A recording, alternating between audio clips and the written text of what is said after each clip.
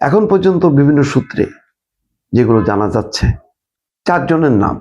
একটা হচ্ছে doctor Khandakar Mosharraf, Mirza Fakhrul Islam Alamgir, doctor Moin খান এবং বর্তমান প্রধান উপদেষ্টা ডক্টর মোহাম্মদ ইউনূস।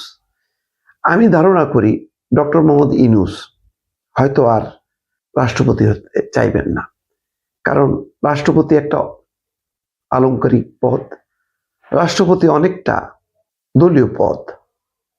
যদিও বর্তমান রাষ্ট্রপতি দলের বাইরে এসে যে ভূমিকা পালন করেছেন সেটা রাষ্ট্র এবং দেশের জন্য মঙ্গল হয়েছে, আওয়ামী লীগ নিশ্চয়ই তাতে খুশি না, এটা বলাই যায়। তার পক্ষ থেকে অসহযোগিতা করা, আরো অন্যান্য যদি কিছু করতে পারতেন আওয়ামী লীগ খুশি হতো, কিন্তু রাষ্ট্রপতি মোহাম্মদ শাহাবুদ্দিন সেই পথে যাননি। তিনি একেবারে সংবিধানকে ধরে রেখে রক্ষা করার চেষ্টা করেছেন এই পরিবর্তনকে, যদিও দফায় দফায় তাকে আঘাত করার চেষ্টা করা হয়েছে, সে কথা পরে বলছি। আগে আসি যে ডক্টর মোহাম্মদ ইউনূস তিনি চাইবেন ক্ষমতা সহ রাষ্ট্রপতি হওয়া, মানে তিনি যাতে রাষ্ট্রপতি হবেন কিন্তু ক্ষমতা থাকতে হবে। বর্তমান সংবিধান অনুযায়ী সবকিছুই প্রধানমন্ত্রীর পরামর্শক্রমে, প্রধানমন্ত্রীর পরামর্শ ছাড়া কোনো সিদ্ধান্ত তিনি দিতে পারবেন না। তিনি যাই আদেশ নির্দেশ দেবেন না কেন সেগুলো প্রধানমন্ত্রীর স্বাক্ষর থাকতে হবে তাতে। তার মানে হচ্ছে রাষ্ট্রপতির আসলে কোনো ক্ষমতাই নেই, অলংকারিক পদ বলা হয়। কেউ বলেন, ঠাট্টা করে বলা হতো যে কবর জিয়ারত ছাড়া রাষ্ট্রপতির আর কোনো ক্ষমতা নেই। আব্দুল হামিদ সাহেব ছিলেন লম্বা সময়, কোনো দৃশ্যমান হয়নি তার ভূমিকা, বরং এটাকে তিনি উপভোগ করেছেন। দেশে বিদেশে গেছেন, যখন তখন চিকিৎসা করেছেন, কোটি কোটি টাকা ব্যয় করেছেন। তারপরে বঙ্গভবনে রীতিমতো একটা মজমার মতন খরচ কাকে বলে, যাক এগুলি আর বলে মানে তিক্ততা বাড়াতে চাই না, অরুচিকর সব বিষয়, যেখানে কোনো আদর্শ নেই, দর্শন নেই। একমাত্র শাহাবুদ্দিন ছাড়া ভালো রাষ্ট্রপতি পাওয়া যায়নি। বিচারপতি শাহাবুদ্দিনের কথা বলছি, সাবেক প্রধান বিচারপতি, প্রয়াত যিনি এখন ডক্টর মঈন খান যোগ্য, দক্ষ, দলের সাথে আছেন। এই বয়সেও তিনি আপোষ করেননি, একজন জ্ঞানী মানুষ, এবারও নির্বাচিত হয়েছেন। তিনি বিবেচনায় তাকে নেওয়া যেতে পারে।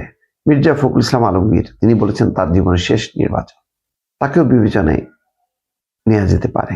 তার বয়স হয়ে গেছে, অসুস্থ থাকেন প্রায়ই, সুতরাং রাষ্ট্রপতির এই পদটা তিনি অলংকার করতে পারেন। তার বিশ্রামও দরকার আর সম্মানও দরকার, সেই হিসেবে বিবেচনা করা যেতে পারে।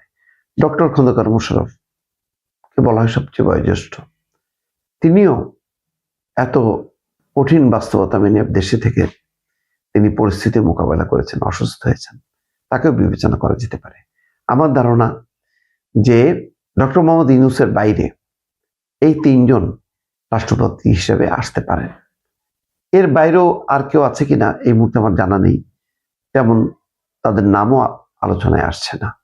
কিন্তু যদি দলীয় বিবেচনায় এই 3 জনের যে কাউকে করা হয় সেটা দলের কাছে গ্রহণযোগ্য হবে। ডক্টর মোহাম্মদ ইউনূসের ব্যাপারে রিজার্ভেশন আছে বিএনপির ভেতরেই অনেকের।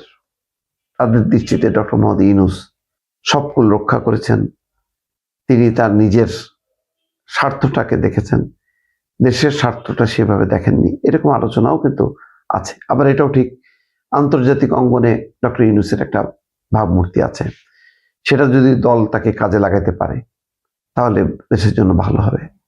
অনেকগুলো বড় বড় ইস্যু আছে, যে ইস্যুতে ডক্টর মোহাম্মদ ইউনূস যদি হস্তক্ষেপ করেন, টেলিফোন করেন বাংলাদেশের পক্ষে, সেখানে বিশ্ব নেতারা সাড়া দেবেন।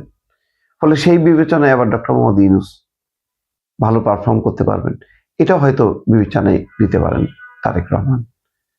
এখন সবার আগ্রহ, তারেক রহমান যেহেতু প্রধানমন্ত্রী হিসেবে কনফার্ম, এখন কে মন্ত্রী হবেন, পররাষ্ট্রমন্ত্রী কে হবেন, স্বরাষ্ট্রমন্ত্রী কে হবেন, সেগুলি নিয়ে হয়তো আলোচনা আছে।